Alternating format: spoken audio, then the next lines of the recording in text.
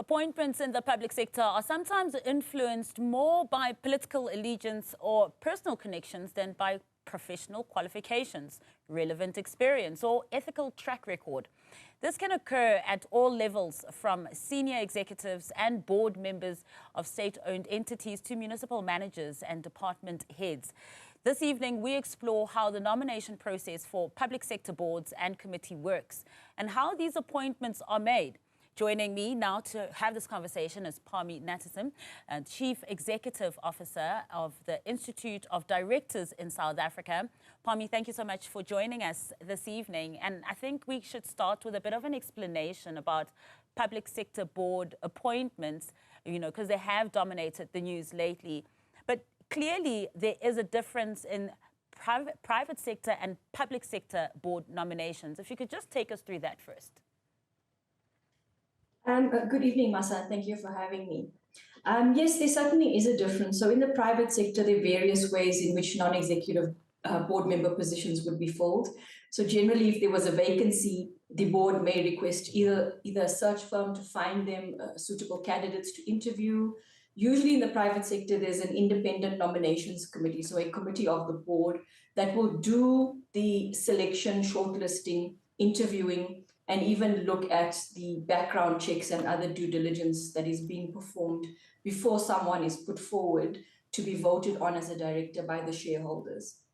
I think the key difference between private and public is that in the private sector, the shareholders are many different people, many different institutions, etc., and they all vote at the AGM in order to appoint directors. And it's very important that they are satisfied with who's been appointed to the board, because the board plays such a critical role in whether the company succeeds or not. Now, the biggest difference for me with the public sector is that because shareholders generally will appoint board members, the public sector shareholder is government.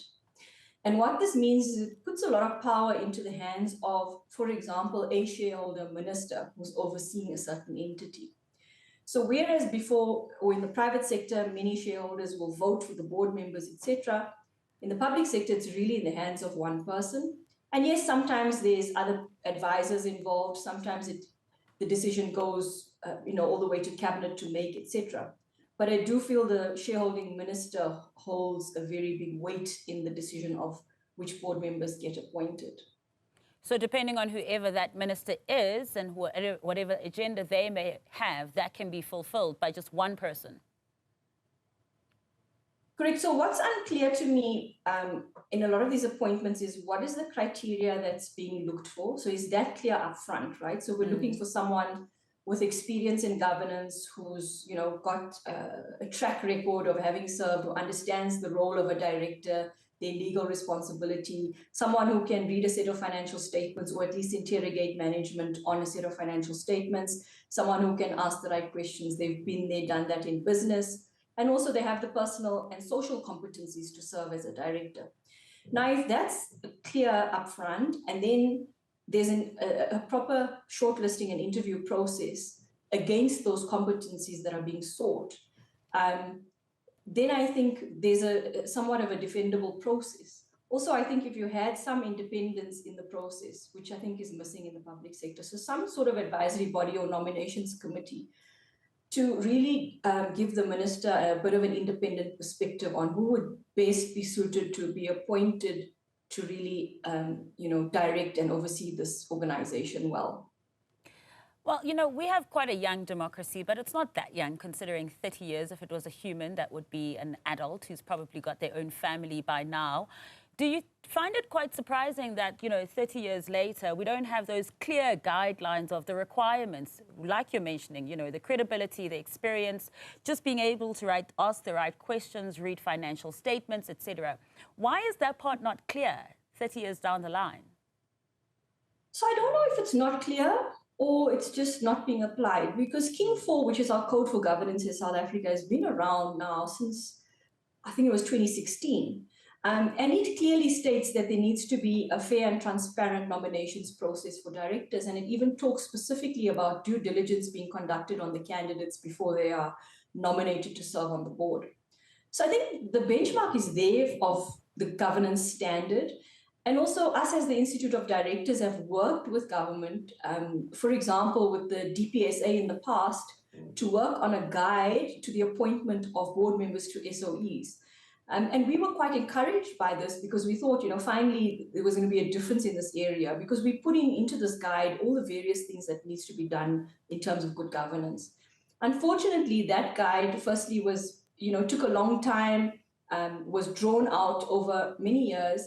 And the last feedback we got was that it was going to be approved at Cabinet, and then it wasn't approved at Cabinet, and that was the last we've heard of it.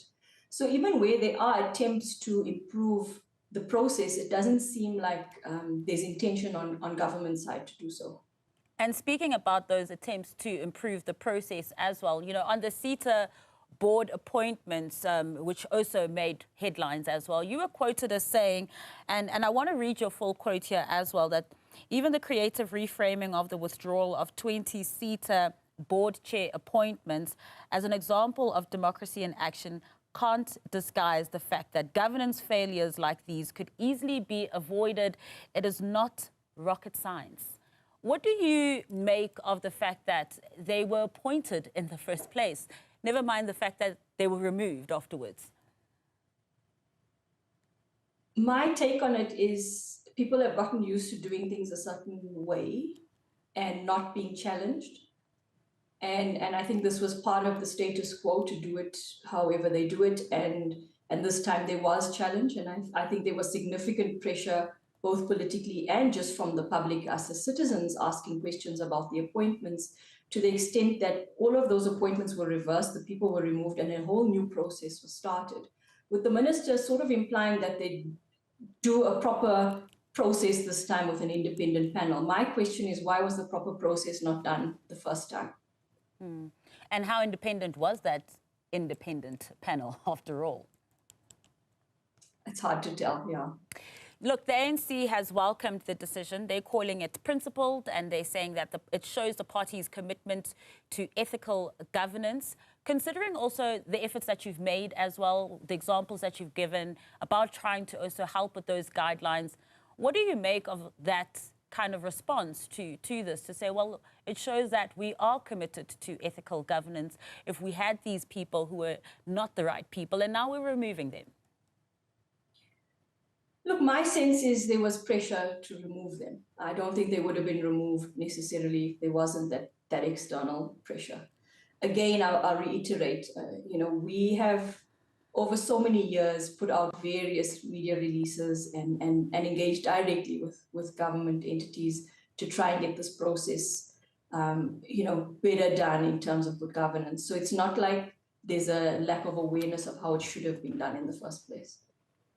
And just finally, what would your advice be? You've already engaged with the public sector, tried to help with those guidelines as well. But in this sphere that we find ourselves in, this time that we find ourselves in, where it seems that there is some sort of accountability here and there, even though it probably wouldn't have happened, but because of that public pressure, and there's a lot of active citizenry going on as well. So moving forward, who's to say that there will no longer be political interference in these public sector board appointments? And if the policy is there and it's just not being implemented, are we then going to find ourselves where we just keep going around this cycle of getting the wrong people, then going back and saying, no, we'll redo the process?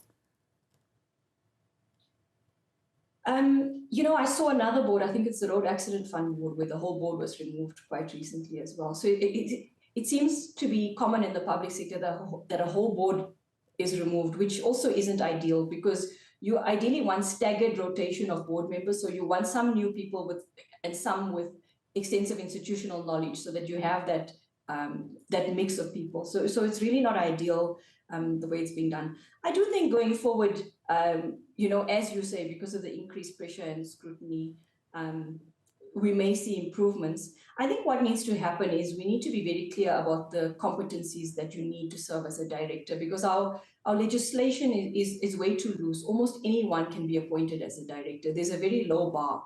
But this is such a serious position. Now, the impact of the decisions that you make in an organization really have a tremendous impact on South Africa Inc., on its citizens, on service delivery, and all these things. So I think it's really critical to get this right. There's a business case for it. There's a case in South Africa Inc. for it. And I do think we all of us must continue saying these things, asking the questions and exerting the pressure. Pressure indeed. Thank you so much for sharing those insights with us. That, of course, was Parmi Natesan, who's the Chief Executive Officer of the Institute of Directors in South Africa.